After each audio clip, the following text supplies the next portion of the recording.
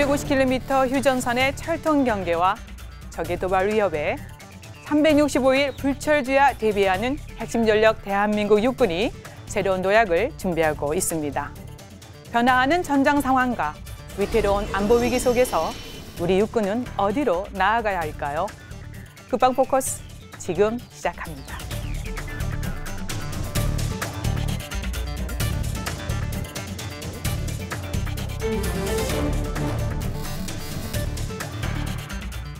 거센 안보적 도전 극복과 고강도 개혁을 위해 대한민국 육군이 과제를 제시했습니다. 점진적인 변혁이 아닌 도약적 변혁, 무적의 전사 공동체로 거듭나는 것입니다. 체질과 의식 개혁을 통해 표범과 같이 날쌘 육군, 헌신하는 전사로 거듭날 계획이라고 합니다. 지금부터 대한민국 육군의 계획과 효율적 추진 과제를 살펴보겠습니다. 시청자 여러분 안녕하십니까? 국방 포커스 윤지연입니다. 지금부터 대한민국을 지키는 무적의 전사 공동체를 목표로 도약을 준비하는 대한민국 육군의 오늘과 내일을 살펴보겠습니다. 함께할 분들 소개해드리죠. 최인수 육군본부 정책실장님 나오셨습니다. 신인균 자주국방 네트워크 대표 나오셨습니다. 양욱 한국국방안보포럼 WMD 대응센터장 나오셨습니다. 안녕하십니까. 대한민국 건국과 함께 창설돼 조국의 자유와 평화를 지켜낸 대한민국 육군은 국가방위의 중심군이지요. 실장님, 육군의 역할에 대해서 소개해 주시겠습니까? 네, 대한민국 육군은 48만여 명의 현역과 12,000여 명의 군무원으로 구성된 아주 대규모 조직입니다. 네. 이렇게 많은 사람들이 전 국토의 산재에서 임무를 수행하고 있을 뿐만 아니라 해외에도 나가서 다양한 임무를 하기 때문에 육군의 역할을 몇 마디로 이렇게 말씀드리기는 참 쉽지 않은 일이지만 네. 클라우제비츠가 얘기한 군대, 정부, 또 국민의 요소를 가지고 간략히 말씀을 드리겠습니다. 먼저 군대로서 육군은 군의 본질적인 사명인 대한민국을 방위하고 네. 국민의 안전과 생명을 지키는 일을 합니다. 이를 위해서 국지 도발에서부터 전면전에 이르기까지 그 북한군의 다양한 도발을 억제하고 만약 도발했을 때는 지상전에서 승리하는 것이 육군의 기본적인 사명이고 역할입니다. 네.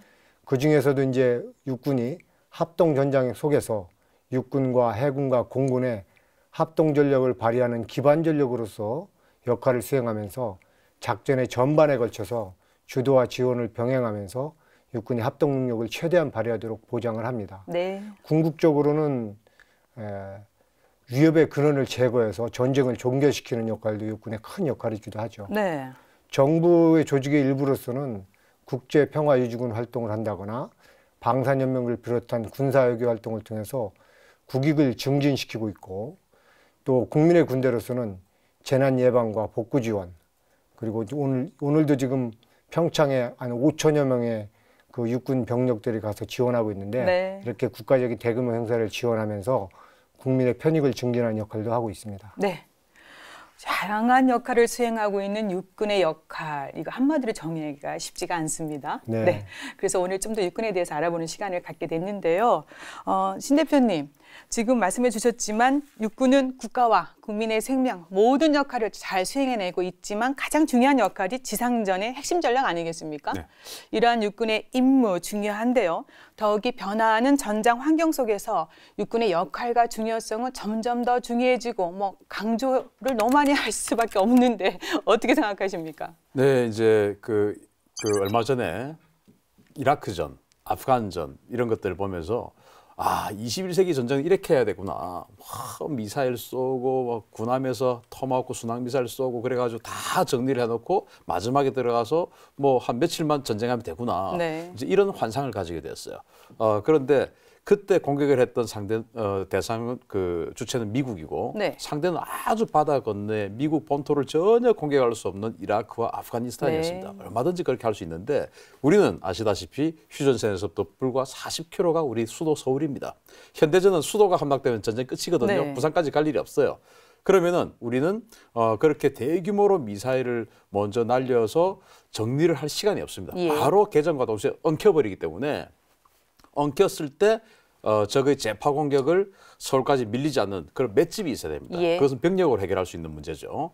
두 번째는 이제 뭐 첨단 전력 맞습니다. 그렇게 해서 이제 미사일이나 어떤 그 정밀 타격 무기로 다 북한의 통신이나 그런 전략 기지를 제압을 하고 그 다음부터 이제 또 적의 수도를 우리가 점령을 하면 또 전쟁이 끝나는데 그러려면은 막강한 기동부대, 아주 네. 강력한 기동력을 가진 기동부대가 순식간에 밀고 올라가야 됩니다. 왜? 빨리 전쟁을 끝내야 우리 민간인 예. 피해가 적지 않습니까? 그런 기동력을 가져야 되고 그 다음에는 이라크전 아프가니스탄 전쟁 봤듯이 실제 전투는 한 보름 했지만은 네. 마지막에 뒤에 그 전쟁 정리를 한 안정화 작전이라고 하죠. 그걸 한 10년 했습니다. 예. 엄청난 피해와 희생이 따랐죠.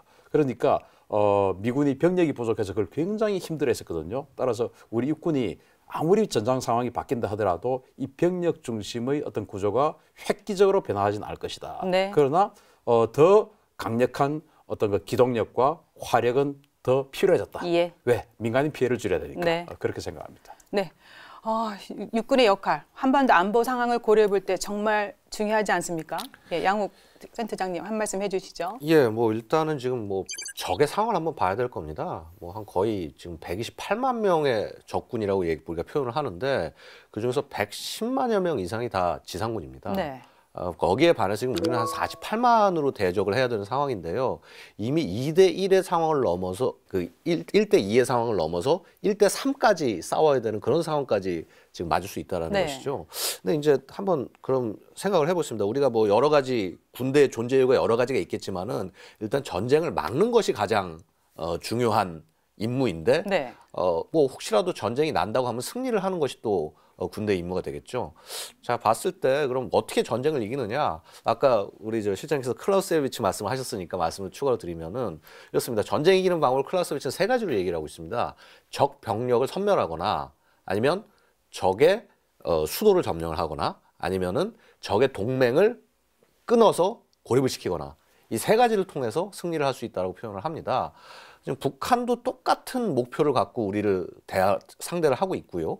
그래서 예를 들어서 6.25 같은 경우에도 보면 북한이 굉장히 압도적인 전력으로 우리를 공격을 하고 그래서 우리는 낙동강 방어선까지 밀려났지만은 결국 뭐냐 하면은 북한군이 우리 군의 주력을 섬멸하지 못했기 때문에 그래서 병력은 우리가 재생할 수 있었기 때문에 전쟁을 계속 버티고 나중에는 다시 우리 국토를 회복하고 승리를 하는 이런 모습을 보여줄 수가 있었습니다. 마찬가지입니다. 근본적으로 모든 전쟁에서 지상군이야말로 이런 병력의 기반이 되기 때문에 네. 이것은 어느 국가도 지상군 없이 군대를 유지하고 전쟁을 한다라는 것은 거의 뭐 상상하기 어려운 일이라고 말씀드릴 수 있습니다. 네, 잘 알겠습니다. 실장님, 올해부터 우리 군이 황골 탈퇴 각오로 국방개혁 2.0을 본격 추진하고 있지 않습니까? 또 육군은 병력 감축도 해야 되고요. 직면한 개혁 과제가 상당히 많습니다. 자, 이런 측면에서요, 국방개혁 2.0과 육군의 도약, 어떤 상관관계가 있는 겁니까? 네, 지금 먼저 그 두 분 위원님들께서 지상군의 역할에 대해서 최근의 전례까지 들어서 아주 상세하게 설명을 주셔서 감사를 드립니다. 그럼에도 불구하고 우리 육군은 현재 국방개혁의 그 파도를 넘어가야 하는 그 중차대한 입장에 있습니다. 네. 지난 10여 년간 육군이 사실 국방개혁을 계속 추진해 왔습니다. 뭐 7개 사단 규모도 축소를 했고 10여 년간 4.3만 명의 인원도 감축을 했지만 네. 사실 북한의 위협이 증가가 되고 또 여러 가지 변수들로 해서 예정된 전력화 우선순위가 밀려서 예. 그 개혁의 성과를 충분히 달성하지 못했습니다. 그런데 이제는 굉장히 절박한 상황입니다. 북한의 핵 WM 위협이 더욱더 급박해지고 있고 병역 자원은 그 숫자가 이제 절벽에 다다르고 있고 네. 계획돼서 가고 있는 부대 개편들이 오늘의 일이 돼버려서 지금 당장 절박한 심정으로 개혁을 하지 않으면 육군 존립 자체가 어려울 정도로 그 심각한 상황입니다. 그래서 이런 상황에서는 우리가 정부에서 추진하고 있는 국방 개혁을 좀 더 육군이 우리가 주도해서 주체적으로 끌고 나가야겠다. 네. 그런 생각을 하게 된 것이죠. 그래서 우리는 그동안의 어떤 개혁 조금씩 개선하는 그런 개혁이 아니라 점핑 수준의 개혁, 완전히 네. 도약해서 새로운 군대로 변모하고 탈바꿈하겠다 하는 것이 우리의 생각이고요. 그런 방향으로 지금 정부에서 추진하고 있는 강한 군대, 네. 스스로 책임지는 군대, 싸워 이기는 군대, 국민의 신뢰받는 군대. 그래서 유사시에는 희생으로 최단 기간에 전쟁을 종결시킬 수 있는 그런 군대로 육군이 전체적인 조직 구조와 편성, 의식까지 네. 탈바꿈하겠다는 것이 육군의 입장입니다. 네, 획기적인 육군의 개혁이 지금 진행되고 있습니다. 네, 우리나라는 세계 유일의 분단 국가이면서 북한의 핵이 현실화되면서 위기는 고조되고요. 전장 상황은 완전히 변화됐습니다. 이러한 위기 상황에서 육군이 새로운 변화를 모색하고 있는데요. 육군의 고민은 무엇이고 변화의 큰 틀, 목표를 좀 더 알아보겠습니다. 실장님 말씀해 주시겠습니까? 네, 조금 더 설명을 드려야 네. 될 부분인데요. 육군은 지금 현재 크게 3가지 측면에서 고민을 하고 있습니다. 네. 첫 번째는 북한의 핵 WMD 위협인데요. 이 북한의 핵 WMD 위협은 우리 군이 대처해야 될 지금 제1의 위협인데 예. 이러한 위협에 대처하는 데 있어서 육군이 어떤 기여를 할 수 있는가 하는 것이 첫 번째 고민이고요. 네. 두 번째는 병역 자원의 감소, 또 복무기간의 단축이라는 시대적 요구에 부응을 하면서도 첨단 기술 면에서 육군이 약간 낙후돼 있습니다. 상대적으로 낙후돼 있는데 네. 이러한 육군을 어떻게 강하게 변모시켜서 미래전에 넥스트워에 대비할 것인가 하는 것이 두 번째 고민이고, 세 번째는 국민들로부터 신뢰를 회복하고 우리 육군 구성원들이 스스로 육군임에 자랑스러워하고 네. 할 수 있는 어떤 의식개혁, 문화개혁, 리더십의 개혁을 어떻게 이룰 것인가 네. 하는 3가지 고민입니다. 이 3가지 사항이 마치 삼각 파도처럼 동시에 전방에서 지금 밀려들고 있는 상황이어서 네. 참 헤어나기 어려운 상황인데요. 육군 입장에서는 이 하늘이 무너져도 솟아날 구멍이 있다는 말처럼 네. 우리가 마음과 뜻을 한번 합쳐서 헤쳐나가자 하는 그런 의지를 모으고 있습니다. 그래서 첫 번째는 우리가 하나된 육군이 되어야겠다. 육군은 아까도 말씀드렸다시피 사이즈가 큽니다. 네.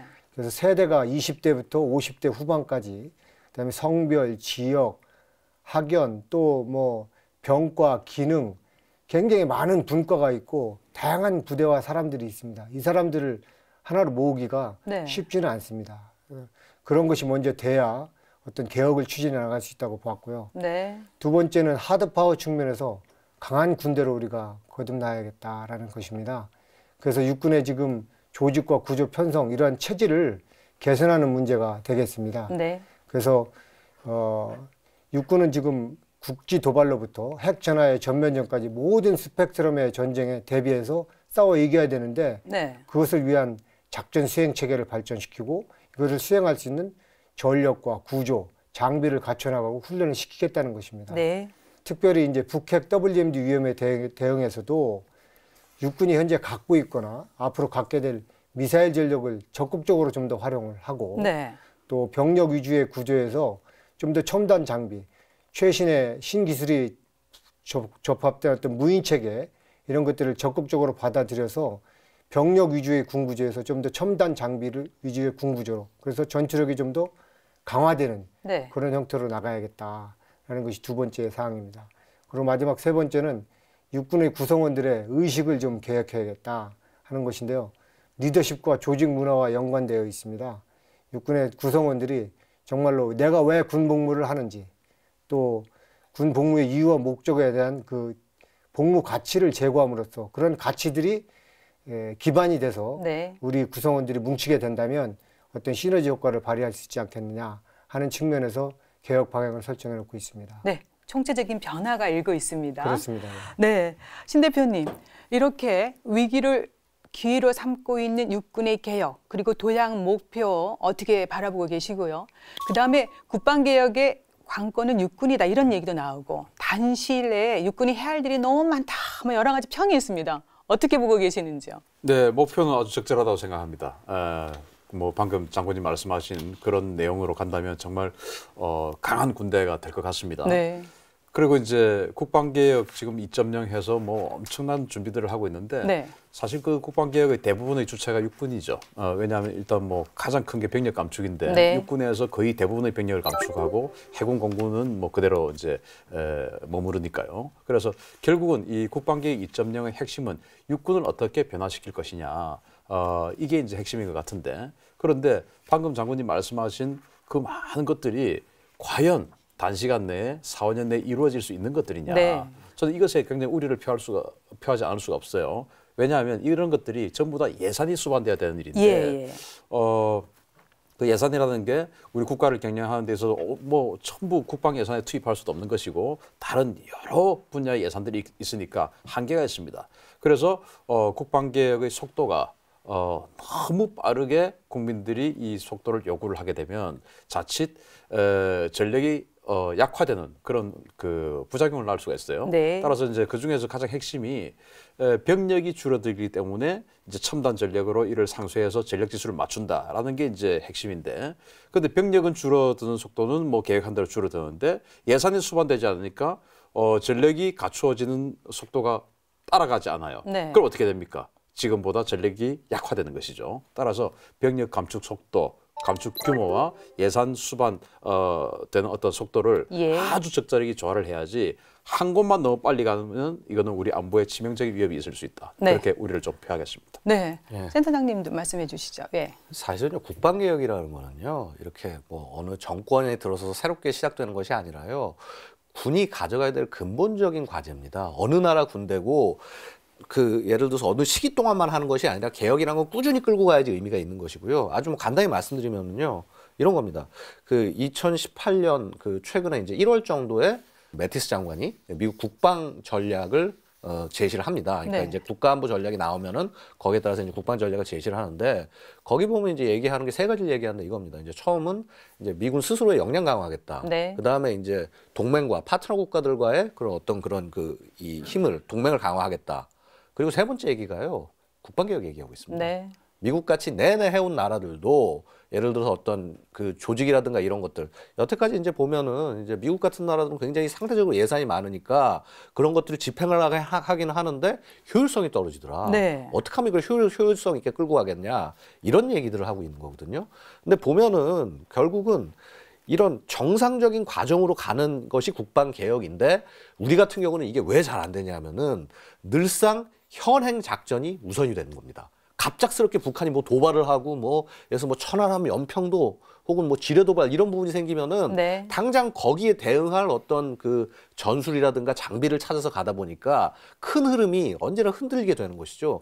당장 바꾸라는 것이 아니라 꾸준히 바꿀 수 있는 틀을 만들어 놓고 네. 이것이 흔들리지 않게 하는 것이 가장 핵심이겠다. 그래서 너무나도 바람직한 네. 일이다. 이렇게 말씀드릴 수 있습니다. 네, 국방 개혁의 어떤 속도도 중요하겠고 거기에 따르는 예산 확보 정말 중요합니다. 실장님, 두 분 말씀을 듣다 보니까 조금 어깨가 무거워질 수도 있겠습니다. 그러나 저는 대한민국 국민의 한 사람으로서요, 육군의 내일이 무척 기대됩니다. 지금 여러 가지 많은 변화를 지금 만들고 있지 않습니까? 대한민국의 그 무적의 전사 공동체가 되기 위해서 여러 가지 실행 과제를 설정해 놓고 진행 중인데요. 자, 그렇다면은 지금 하드파워 체질을 개선하겠다고 했습니다. 어떻게 하겠다는 겁니까? 예. 체질을 개선하겠다는 것은 쉽게 얘기하면 골격과 근육을 좀 바꿔보겠다는 것입니다. 예, 우리가 아까 두 분께서 말씀하신 것처럼 뭐 재원 문제도 있고 병력을 급격하게 감축할 때 전투력이 저하되는 문제도 있고 한데, 기본적인 방향은 어쩔 수 없이 우리가 병력 감축이 불가피한 상황이 되기 때문에 네. 지금의 구조와 달리 새로운 골격과 근육을 좀 갖추겠다는 것이죠. 그래서 신세대 기술, 신기술, 4차 산업혁명의 그런 신기술이 녹아든 그 스마트한 장비와 무기를 골격으로 하고, 네. 기동력, 정보력, 타격력 이런 것들을 발휘할 수 있는 어떤 근육을 제대로 갖춰나가겠다는 것입니다. 네. 그러니까 강한 육군으로 거듭나기 위해서 이제 체질을 개선하는 건데, 있는 재원에 또 최첨단 기술, 또 장비를 좀 그렇죠. 접목시키는 그런 역할도 하겠다는 거잖아요. 그렇습니다. 네. 그래서 이제 전쟁의 판도를 바꿔 승리를 보장하는 5대 게임 체인저, 이거를 지금 진행하겠다는 것인데, 네. 이게 무슨 뜻입니까? 게임 체인저란 어떤 일의 흐름이나 결과를 일시에 뒤바꿀 수 있는 사건이나 사람, 어떤 제품, 그런 것들을 말합니다. 현재 육군이 처한 사항은 좀 특별한 대책이 필요합니다. 네. 아까도 말씀드렸다시피 여러 가지 어려움이 동시에 진행되고 있기 때문에 현재의 틀에서 벗어나서 또 새로운 게임의 룰을 우리가 적용해야겠다는 차원에서 구상된 것이고요. 네. 두 번째로는 그 육군이 합동전력의 일부로서 해외 공군 전력 또 연합 전력을 활용하는데, 그를 보완할 수 있는 역할이 무엇이냐. 네. 육군만이 할 수 있고 육군이 아니면 할 수 없는 그러한 대체 불가능한 영역이 무엇인가를 우리가 찾아서 그런 부분을 보완해서 합동성을 보다 완벽하게 하고자 하는 것이 있었습니다. 네. 그런 고민 속에서 나온 것이 이제 5대 게임 체인저가 되겠습니다. 5대 게임 체인저를 하나하나 좀 간략히 설명을 드리면 네. 첫 번째는 초정밀, 고위력, 전천후 미사일 전력입니다. 육군의 미사일은 기상과 무관하게 단시간 내에 상당히 멀리까지 날아가서 몇 미터 반경 내로 정확하게 그 표적을 타격할 수가 있습니다. 네. 이러한 미사일 전력을 적극적으로 우리가 활용하겠다는 것입니다. 두 번째는 전략기동군단입니다. 이 전략기동군단은 유사시에 적의 중심부로 직접적으로 접근해서 가장 신속하게 작전을 종결시킬 수 있는 신속결정 작전 부대입니다. 네. 세 번째는 특수임무여단입니다. 네. 이 특수임무여단은 북한의 핵 WMD 위협에 대응하기 위한 삼축 체계의 일환인 대량 응직 보복, 즉 KMPR의 핵심 부대인데요. 네. 이 특수임무여단을 충분하고 또 잘 무장시켜서 훈련시킨다면 그 존재만으로도 적에게 그 핵사용의 그 결침을 억제할 수 있는 그런 아주 필수 전력이 되겠습니다. 네. 네 번째는 드론봇 전투체계입니다. 드론과 로봇의 합성으로 된 것인데 유무인 복합 전투체계를 상징합니다. 예. 따라서 이러한 그 신기술로 무장된 어떤 무인체계를 육군의 전 제대에 같이 통합 편성해서 육군의 전투력을 좀 더 효율적으로 활용할 수 있도록 극대화시키겠다는 것이고요. 네. 마지막은 워리어 플랫폼입니다. 워리어 플랫폼은 육군의 기본 전투원인 사람이 제대로 장비를 갖추고 이 사람이 전투원들이 갖고 있는 어떤 장구류의 지능형 센서라든가 방호 기능을 부착해서 그 전투원들의 각계 그 전투력을 극대화시키겠다 네. 하는 것입니다. 이렇게 5대 게임 체인저를 설정해 놓고 그 기반 체계로서 AI, ICBM을 통해서 그 5대 게임 체인저들을 다 연결하겠다는 겁니다. 네. 인공지능과 IoT, 사물 인터넷, 클라우드, 빅데이터, 모바일 이런 것들을 통칭하는 것인데 네. 이러한 것들을 통합된 전력으로 묶어서 모든 개인으로부터 최첨단 장비에 이르기까지 센서와 슈터를 초연결시킨 육군이 되겠다 하는 네. 것이 5대 게임 체인저의 내용입니다. 네. 5대 게임 체인저를 중심으로 이제 육군이 새로운 도약을 지금 준비하고 있고 지금 실행 과제를 설정했습니다. 센터장님, 그렇다면요. 육군의 미사일 위력을 어느 수준까지 끌어올려야 북한의 도발 의지를 무력화시킬 수 있을까요? 일단은 거의 북한의 미사일 전력에 대해서 1대1 대응이 가능할 정도로까지 끌어올리지 않으면은 충분한 위협을 줄 수가 없다는 것입니다. 결국 뭐냐면 이것이 억제 싸움입니다. 네. 재래적 무기 체계로서 북한의 뭐 지휘 체계 혹은 이 교전을 하게 되는 핵심 부분만을 제거할 수 있는 능력이 핵심이 되는 것이고요. 바로 이제 그러한 맥락에서 지금 우리가 보유하고 있는 탄도 미사일과 순항 미사일들이 얼만큼 정확하게 제거를 할 수 있냐, 얼만큼 빠르게 제거할 수 있냐에 네. 관건이 있다고 하겠습니다. 특히 이제 그 북한 같은 경우는 굉장히 많은 그 지하 시설들을 가지고 있습니다. 예. 강화된 이런 시설들을 갖고 있는데 이것에 대한 파괴 능력을 얼마나 키워낼 것이냐. 그리고 또한 이제 만약에 이제 북한이 갖고 있는 여러 가지 그 이동식 발사 차량들 이런 것들이 이제 미사일을 쏘기 위해서 나왔을 때 이런 것들을 얼만큼 빨리 제압을 할 수 있느냐. 이런 것들을 결합하기 위해서는 결국은 북한이 갖고 있는 위협 숫자에 최소한 2배수, 3배수 정도의 미사일 탄환 재고량과 그다음에 이 공격 시스템을 갖추지 못한다고 한다면 네. 충분한 억제가 되기는 어려울 것이다. 이렇게 말씀을 드릴 수 있습니다. 네, 우리 육군의 미사일 위력을 상당히 끌어올려야 되는 그런 시급한 과제의 직면에 있습니다. 자, 대표님, 그리고요. 지금 말씀해 주셨지만 우리 군이 계획하고 있는 것이 전략기동단 아니겠습니까? 이 수행을 어떻게 해야 될지, 즉 임무를 어떻게 적절하게 부여해야 될지 중요한 과제 아니겠습니까? 어느 정도 수준까지 또 임무를 부여해야 되고 또 갖춰야 될 요건은 뭐라고 생각하십니까? 전략기동군단의 임무는 아주 쉽게 설명하면 전쟁이 발생을 하면 빨리 적의 수도를 점령을 하는 것이다. 네. 그리고 우리가 과거에 수많은 외세의 어떤 그 침탈을 당해왔지 않습니까? 따라서 만약에 그런 일이 있어서는 안 되겠지만 우리가 전쟁을 통해서 혹시나 통일이 이루어질 그럴 경우에 네. 우리 단독의 통일이 돼야 됩니다. 그러려면은 이 전략기동군단이 신속하게 평양을 충격하고 바로 북쪽으로 진격해서 청천강 이북에서 중국군이 못 들어오도록 방어선을 쳐야 됩니다. 네. 그런 중국군이 들어오기 이전에 벌써 청천강까지 진출할 수 있는 그런 기동력을 갖춰야 되고 그런 기동력이 보장이 되려면은 각계 전차, 각계 장갑차 하나하나의 전력이 엄청나게 강화돼야 되고 이 모든 것들이 네트워크로 움직여야 됩니다. 예. 그러려면은 이제 지금 뭐 한 개 사단 플러스 정도가 K2 전차로 지금 이제 구성이 되고 있는데 네. 이 K2 전차 네트워크전을 할 수 있거든요. 그런데 그러면 적의 입장에서 K2 전차를 가지고 있는 저 사단이 주공이겠다라는 게 뭐 누가 봐도 계산이 나오죠. 그러니까 최소한 주공, 조공 정도는 K2 전차와 K21 장갑차 스스로 공병의 도움 없이 대동강을 건널 수 있고 네. 청천강을 건널 수 있는 스스로 도하 능력이 있는 이런 전차 장갑차로 최소 2개 사단은 완편하고 많으면 3개 사단까지 정도는 되어야 우발적인 상황에 대비를 하고 신속하게 청천강까지 진출할 수 있는 그런 네. 능력이 되고 또 이제 우리 군이 제가 봤을 때 조금 더 부족한 부분이 그런 강력한 화력 전력은 강한데 네. 이 서비스 전력이 좀 약해요. 공병이라든지 이런 통신이라든지 이런 부분이 아주 사실은 중요한데 북한이 얼마나 더 지뢰가 많습니까? 그래서 공병 전력, 지뢰 제거 능력 이런 것들 그리고 이 모든 것들을 하나로 이어줄 수 있는 네트워크, 즉 통신 능력 네. 이런 것들이 좀 보강이 된다면 우리 전략기동군단이 정말 우리 역사에 큰 일을 할 수 있는 그런 부대가 되지 않을까 생각합니다. 네, 전략기동단 정말 중요하네요. 네, 지금 5대 게임 체인저의 한 축을 또 담당하는 특수임무여단이 있습니다.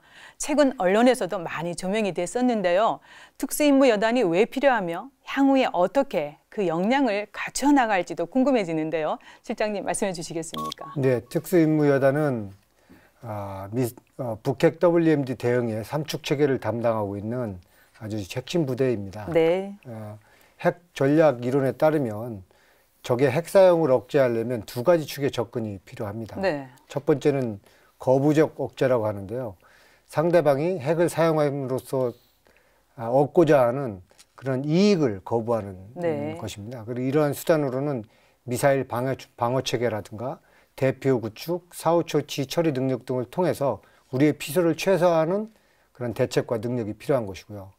두 번째는 보복적 억제입니다. 이것은 상대국의 핵 사용 결정권자를 직접 지향하고 위협함으로써 핵을 사용할 경우 얻을 수 있는 그 비용을 증가시키는 것입니다. 네.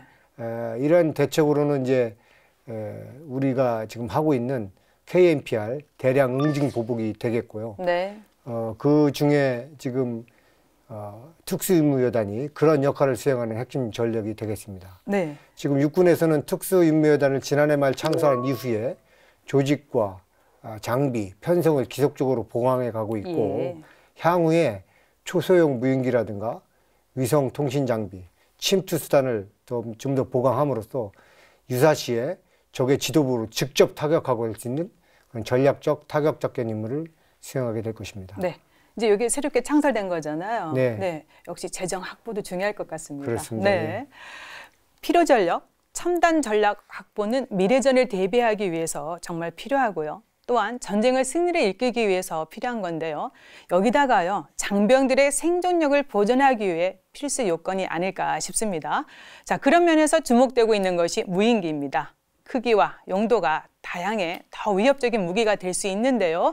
자, 양국 센터장님, 예. 세계적으로 군용 무기 활용 현황은 어떤 상황입니까? 지금 무인기 활용도가 엄청나게 높아졌습니다. 이제 처음에 무인기가 등장했을 때는 이렇습니다. 이제 가장 최초로 전쟁에 활용을 제대로 했던 거는 이제 이스라엘이 이제 한 적이 있는데 이걸 뭘 했냐면은 마치 이제 대규모의 전투기가 들어가듯이 기만을 하면서 적 레이더를 교란을 하는 그런 역할로 이제 활용을 했습니다. 네. 아니 이제 베트남전 같은 때 이제 미군이 직접 들어갈 수 없는 그런 지역은 무인기를 보내서 이제 정찰사진을 찍어 오고요.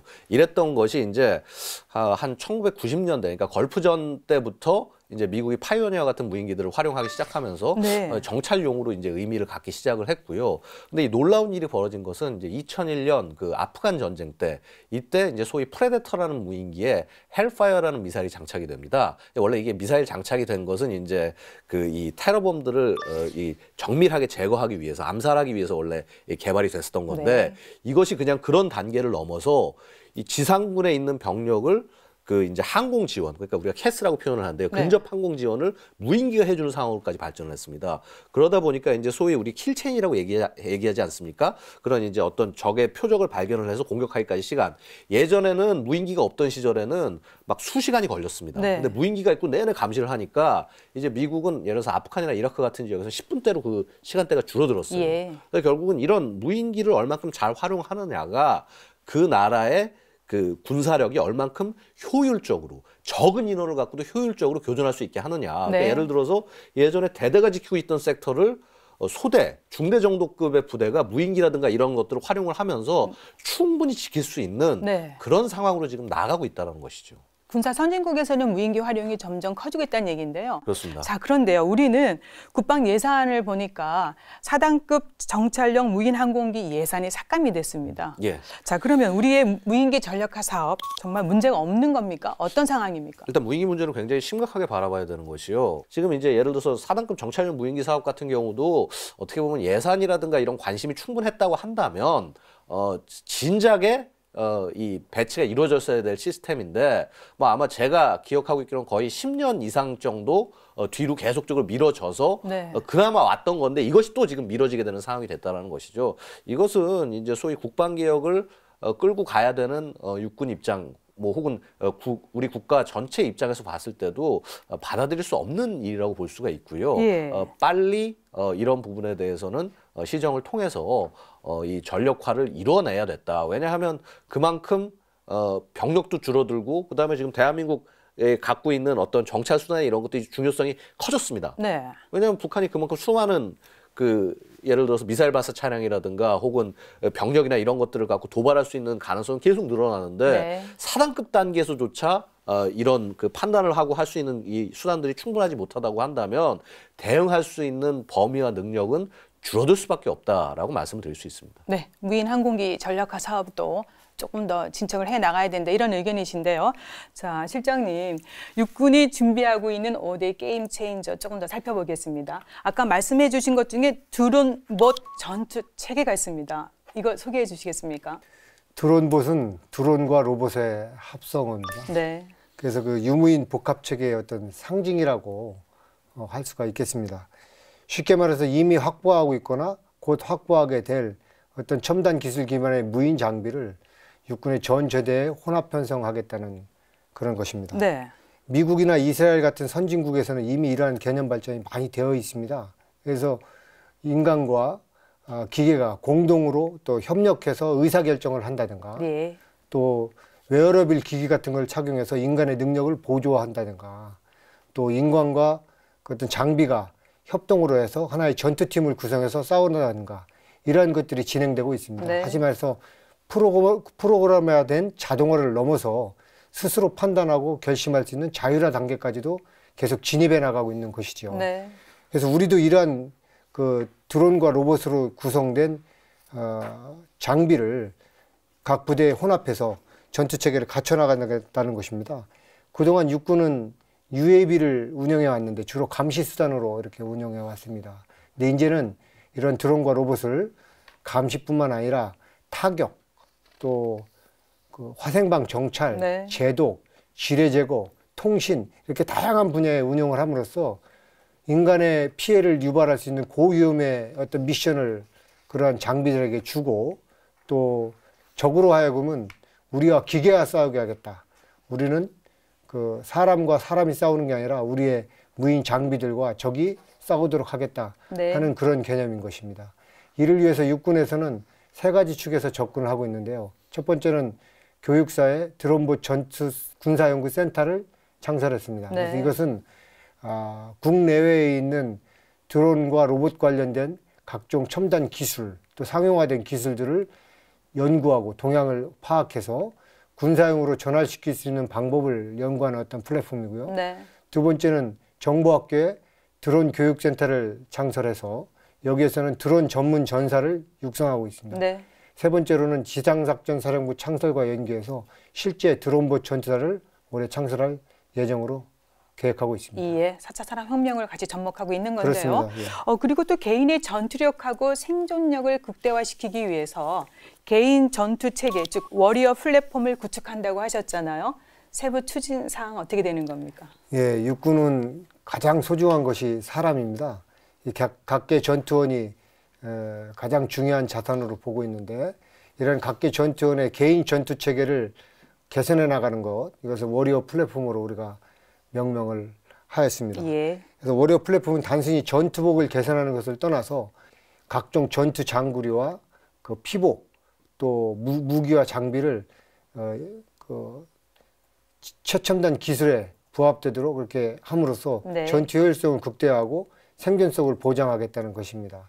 예를 들어서 우리가 입고 있는 전투복, 피복류도 난연 기능을 추가해서 장비에 탑승하고 있는 승무원들이 화재가 났을 때 그 피해를 최소화할 수 있도록 해준다거나 네. 또 수통도 아시겠지만은 좀 작고 겨울철에는 잘 얼어가지고 안에 있는 내용물을 섭취하기가 쉽지 않습니다. 네. 이런 것들도 전체적으로 개선해서 정말로 전투 현장에서 써먹을 수 있는 그런 장비들로 개선해 나가겠다는 것입니다. 그래서 피복부터 장구리까지 총 33종을 다 설정해서 지금 개선을 추진하고 있습니다. 네, 최첨단 장비가 도입이 되는데요. 이렇게 말씀을 듣다 보니까요, 그야말로 영화 속의 한 장면이 연상이 됩니다. 대표님, 근데 국내 기술로 이런 게 다 가능할지, 그리고 실전 배치되고 또 수리 부속 조달이라든가 이런 걸 하기 위해서는 중요한 것이 기술하고 역시 예산 확보 아니겠습니까? 어떻게 생각하십니까? 네, 일단 영화 속의 한 장면 바로 미군들을 이제 본 거죠. 네. 미군이 그렇게 가고 있고 지금 현재 그렇게 하고 있고 또 미군은 앞으로 또 더 거기서 또 발전을 합니다. 예. 우리는 또 그 더 발전된 미군의 계획에 따른 그 워리어 플랫폼을 또 지금 또 이제 장기적인 과제로 연구를 하고 있을 것으로 봅니다. 예를 들면 지금까지 쭉 말씀하신 거는 현재 미군이 그렇게 하고 있다라는 것이고 앞으로는 이제 뭐 간단한 그 장치를 부착해서 지금 군장을 매면 사실 힘들잖아요. 네. 근데 더 무거운 군장을 메고 더 오래 달려도 피곤하지 않는 그런 장치라든지 뭐 그런 것들을 이렇게 해서 정말 이 해군은 뭐 함정, 공군은 전투기 이렇게 말씀을 하셨는데 육군은 정말 사람, 병사, 장병들이 바로 플랫폼입니다. 네. 그래서 그들이 얼마나 좋은 컨디션으로 오랫동안 작전할 수 있게 만드는 게 이제 이 워리어 플랫폼 사업의 핵심인데 네. 문제는 이제 기술이 되냐? 기술 되죠. 대한민국이 세계에서 뭐 기술로 따지면 어느 분야의 기술이든지 세계 최고급 수준이기 때문에 문제는 여기 예산을 얼마 투입해 주느냐. 예. 기술은 얼마든지 있는데 이 연구 개발할 수 있는 예산을 투입해 주느냐 이제 이거거든요.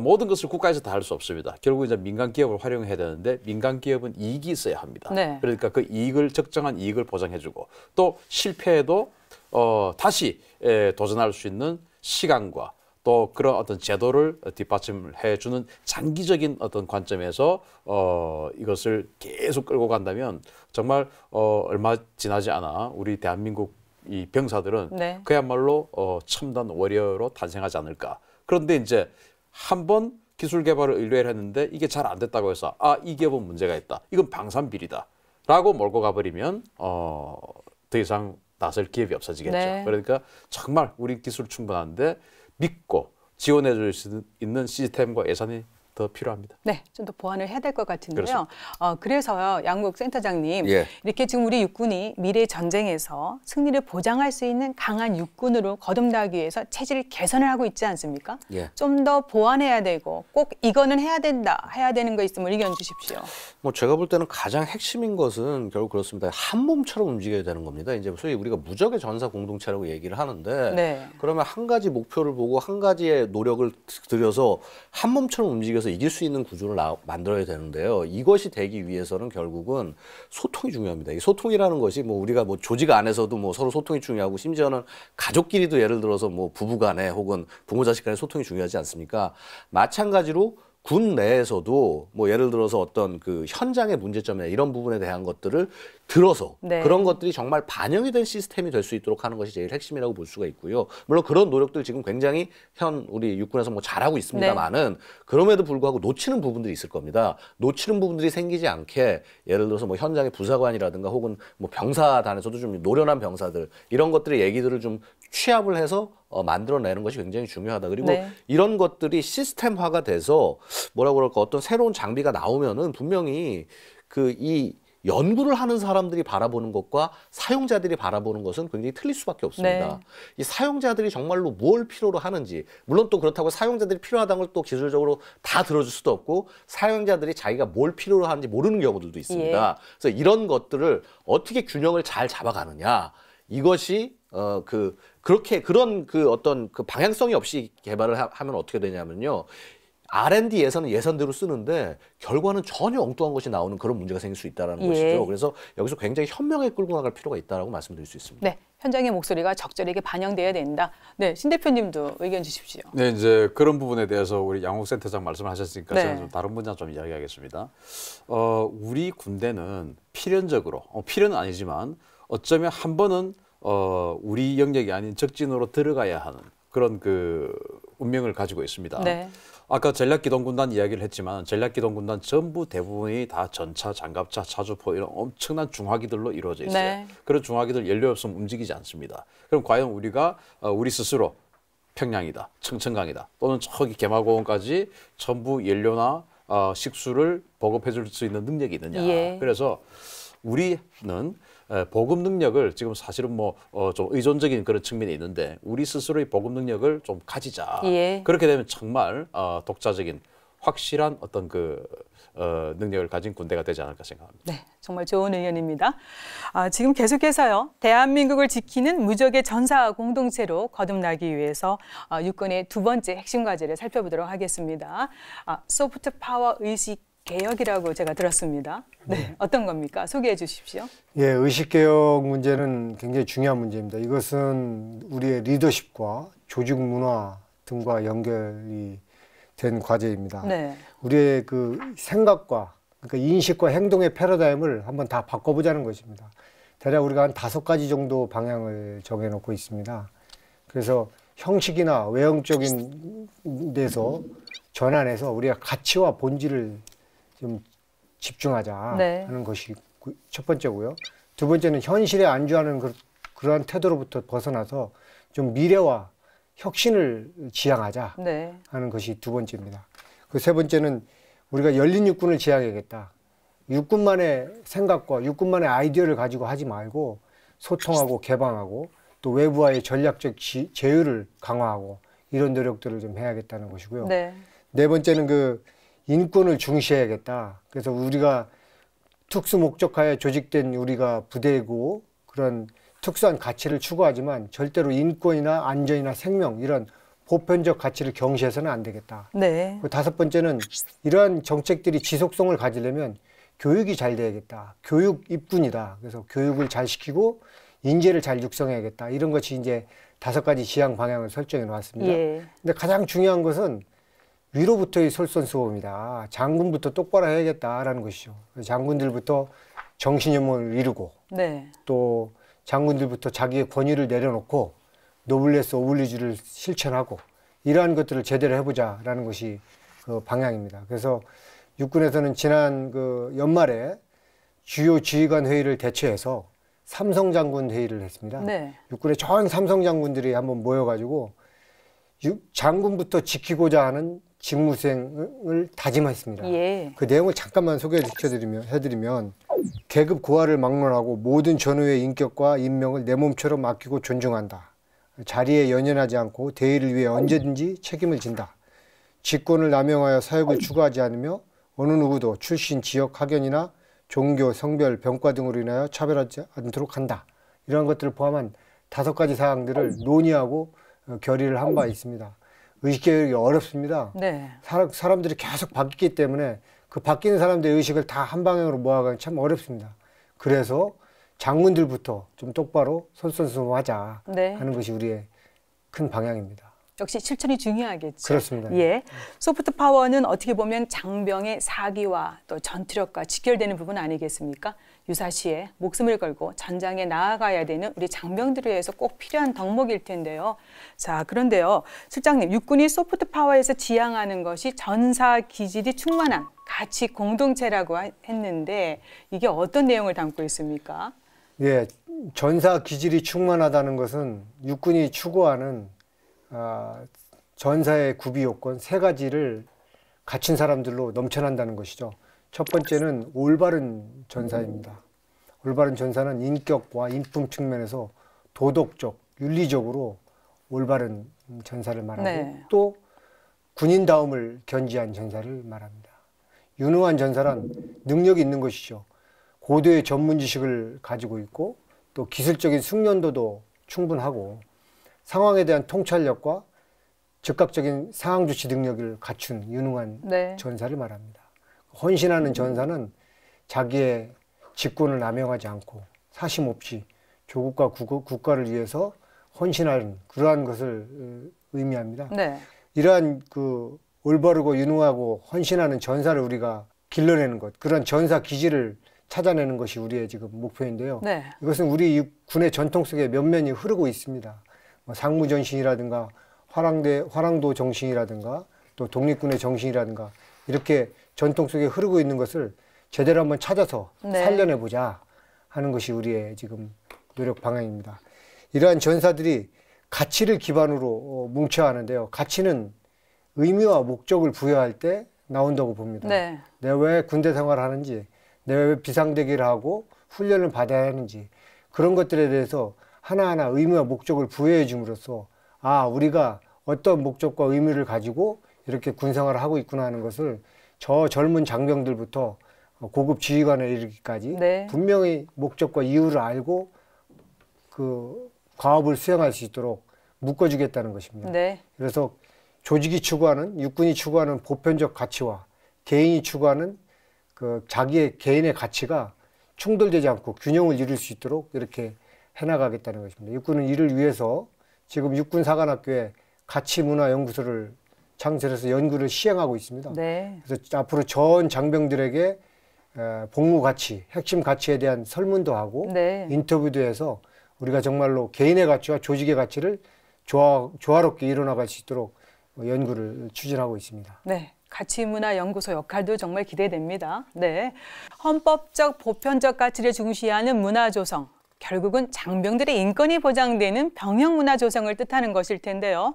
우리 군은 2014년부터 병영문화혁신 TF를 꾸려 적극적으로 병영문화 개선을 추진해 왔습니다.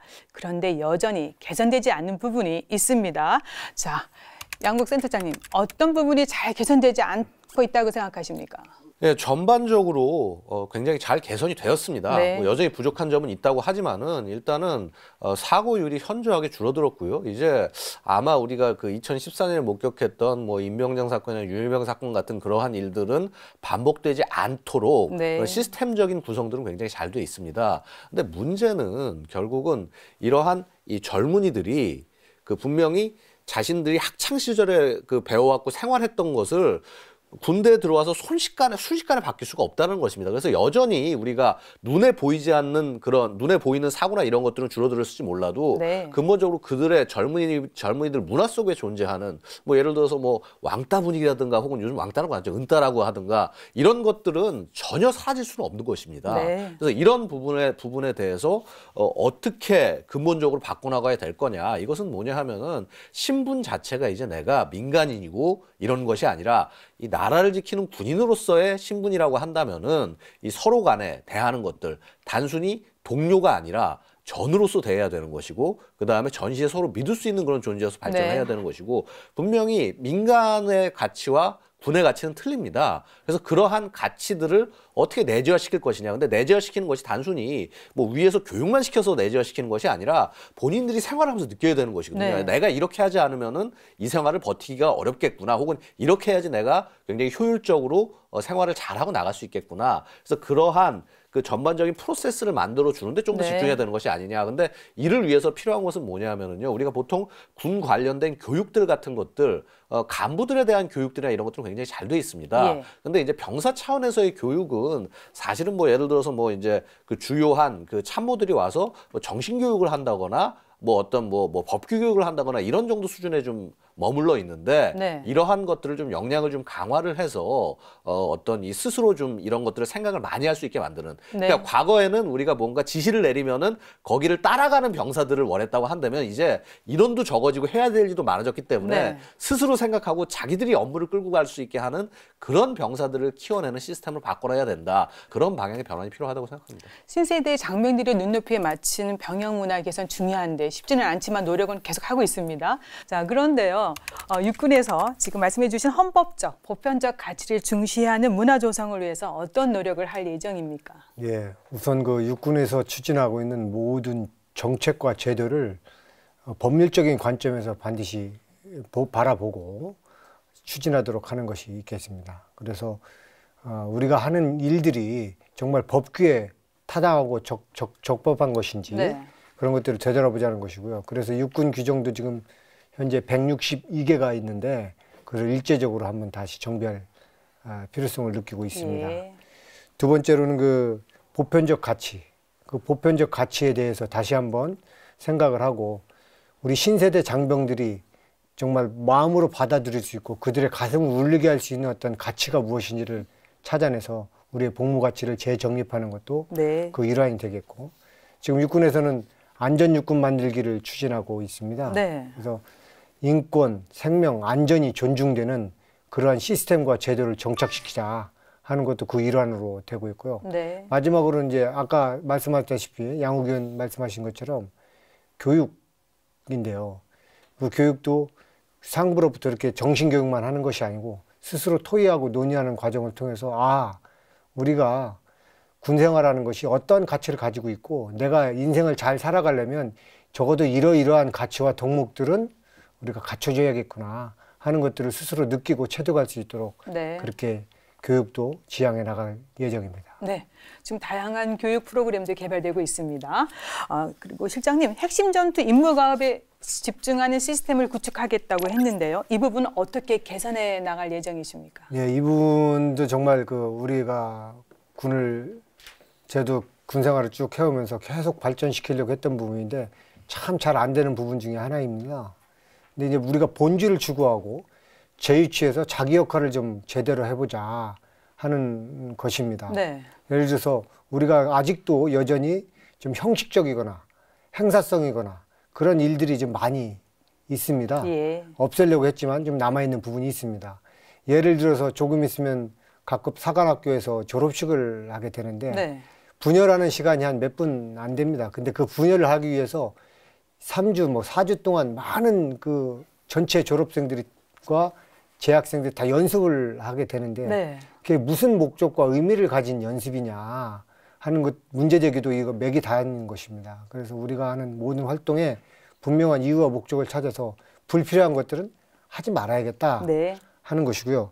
그래서 임무 수행 체계 측면에서는 꼭 필요한 일만 목록을 정해서 그 일만 하자. 그리고 예하부대 여건 보장을 좀 해주자. 상급 부대에서는 예하부대 나가가지고 감시와 감독과 지시를 할 게 아니라 그들의 애로사항과 그 어려움을 이해하고 그걸 해결해주는 그러한 현장 지도를 하자. 네. 그리고 자기 부대별로 자기 부대가 아니면 하지 못하는 고유의 업무, 그들만이 할 수 있는 업무를 찾아서 하자라는 것이고요. 세 번째, 교육훈련 면에서도 최근에 그 육군참모총장 김용우 대장께서 그 논산훈련소에 가서 훈련병 수류탄 투척하는 것을 현장 지도한 게 SNS에서 좀 화제가 되기도 했었습니다. 네. 훈련할 때 보니까 수류탄을 제대로 던지는데 투척 시험까지 정확하게 던지는데 목표를 둬야 되는데 구분 동작으로 하죠. 하나, 둘, 셋 하는 구분 동작 자세에 집중하다 보니까 정작 수류탄을 던질 때는 엉성하고 이상하게 던지는 겁니다. 네. 목적과 그 절차가 바뀐 것이죠. 그래서 이러한 요소들도 우리가 교육훈련하면서 하나하나 찾아내서 좀 없애보고 개선시켜 나가자 네. 하는 것들이 우리가 추진하는 것들입니다. 관행적으로 또 습관적으로 해왔던 일, 그러나 그것이 타당한지를 재검검해보는 그런 시간도 필요할 것 같습니다. 네, 지금까지 대한민국을 지키는 무적의 전사 공동체로 거듭나기 위한 육군의 계획과 추진 과제를 살펴봤습니다. 끝으로 대한민국 육군이 도약하기 위해 그리고 계획을 효율적으로 추진하기 위해 필요한 것은 무엇인지에 대해서 한 말씀씩 듣고 가겠습니다. 자, 우리 신 대표님 먼저 해주시죠. 네, 네. 그렇습니다. 일단 국민의 신뢰가 있어야 된다고 생각합니다. 바로 우리 대한민국 군대를 국군이라고 하지 않습니까? 네. 국군은 국민의 군대입니다. 그런데 국민이 신뢰를 하지 못하면 그 군대는 설 자리가 없어지는 네. 것이죠. 그런데 지금 우리 인터넷 댓글이나 이런 데 보면은 군을 비방하고 하는 것을 마치 즐기는 그런 사람들이 있어요. 그런데 그것도 과거의 기억을 가지고 네. 수십 년 전 자기 군 생활했을 때의 기억을 가지고 지금 군대도 아직도 그렇거니 하고 이제 군을 비방하고 마치 그게 지금도 계속 있는 것처럼 이렇게 호도하고 하는 그런 측면들이 있는데 이 모든 것들은 사실은 우리 국군과 국민을 떨어뜨리는 것은 누구에게 이깁니까? 적에게 이기죠. 그게 바로 뭐 범죄는 아닐 수 있지만 어쩌면 궁극적으로 이적 행위가 될 수 네. 있습니다. 그래서 군이 지금 추구하고 있는 이 모든 것들을 우리가 신뢰를 하고 기다려준다면 우리 국군이 우리 군대 국민의 신뢰를 등에 업고 네. 튼튼하게 국가안보를 수행해주지 않을까 생각합니다. 네, 국민으로부터 신뢰받는 육군을 만들자. 좋은 말씀이시고요. 양국 센터장님도 한 말씀 해주시죠. 네, 이제 같은 맥락인데 좀 반대편에서 봐야 될 필요가 있다는 것입니다. 왜냐하면 국민들은요, 군에서 무슨 일을 하는지 잘 모릅니다. 그렇다고 한다면 군에서 무슨 일을 어떻게 하고 있는지를 보여줘야 되는데 네. 사실 또 군이라는 것이 결국 적을 상대해야 되는 입장에서 세세한 걸 다 보여줄 수는 없습니다. 근데 하지만은 무엇을 어떻게 바꿔나가고 있고 어떻게 바뀔 것인지에 대한 그런 부분들을 조금이나마 어떤 샘플로나마 자꾸 보여줘 가면서 국민들에게 동의를 구하는 그러한 그 육군의 좀 이런 그 영리한 전략이 필요하지 네. 않나 이런 말씀을 드리고 싶습니다. 그래서 이런 자리도 필요하잖아요. 네, 맞습니다. 네. 네, 실장님 마무리 말씀 부탁드립니다. 네, 오늘 그 두 분 모시고 또 육군의 개혁 방향에 대해서 이렇게 얘기할 수 있는 시간을 갖게 돼서 정말 감사드리고요. 육군이 지금 정말 전대미문의 어려운 상황에 있는데 네. 이런 심각함을 인식하고 대한민국을 지키는 무적의 전사 공동체로 거듭나겠다 하는 꿈과 비전을 설정하고 그래서 체질 개선과 의식 개혁 방향을 설정을 했습니다. 여기까지는 이제 우리가 했지만 이제부터는 우리 전 구성원들이 실제로 행동으로 실천을 해야 됩니다. 예. 행동으로 실천해야 되는 것은 우선적으로 윗사람부터 장군들부터 솔선수범해야 되겠고 또 부하들의 의견을 아까 말씀하신 대로 적극적으로 듣고 경청해야 되겠습니다. 예. 이제 윗사람들이 부하들 보고 야 참아라 그냥 견뎌 이런 말은 더 이상 상급자 입에서 나와서는 안 되겠습니다. 우리가 뭔가를 개혁하고 혁신하는 것은 불편해야 됩니다. 불편함을 느껴야 그걸 개혁할 수 있기 때문에 불편함을 말하게 하고 그런 의견을 당당히 얘기할 수 있도록 조성해 주어야 우리가 혁신을 해나갈 수 있다고 봅니다. 네. 그리고 외부로부터는 어떤 그 적극적인 지지와 성원 그리고 아까 말씀하신 재정적인 뒷받침 꼭 필요합니다. 여기 계신 분들도 적극적으로 육군의 계획을 성원해 주실 것으로 믿고 감사드리겠습니다. 네. 지금 국방개혁이 추진하고 있는데 특히 싸워 이기는 강한 육군 조성 만들기도 진행되고 있습니다. 가장 중요한 것이요. 그 성공하기 위해서는 육군의 그 개혁 추진 의지가 필요하지 않을까 싶고 또 재원 필요합니다. 그리고 국민의 관심 필요하고요. 두 분과 같은 전문가의 의견도 또 육군이 잘 경청을 해야 되겠습니다. 네, 모쪼록 개혁이 잘 진행되기를 기대해 보면서요. 도움 말씀은 오늘 여기까지 듣겠습니다. 고맙습니다. 감사합니다. 고조되는 북핵 위협과 전쟁 패러다임의 변화 속에서 무적의 전사 공동체와 자랑스럽고 국민이 신뢰하는 강한 육군으로의 도약을 기대해 보면서 함께하신 국방포커스 오늘 여기서 모두 마치겠습니다. 감사합니다. 다음 주에 다시 찾아뵙겠습니다. 안녕히 계십시오.